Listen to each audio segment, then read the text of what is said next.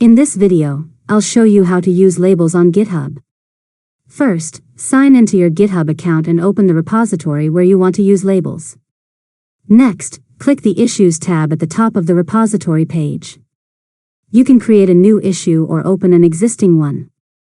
On the right side of the issue page, find the Labels section and click the gear icon or the Labels field.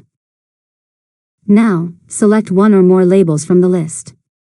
Labels help categorize issues and pull requests by priority, type, status, or any other category your team uses.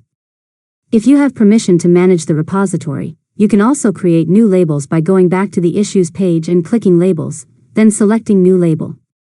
After that, save your changes if necessary. The selected labels will appear on the issue or pull request, making it easier to organize, filter, and track your work.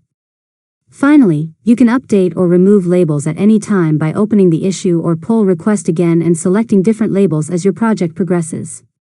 And that's it. You've successfully learned how to use labels on GitHub. If you found this tutorial helpful, make sure to subscribe to Learn Mode Lab for more tutorials.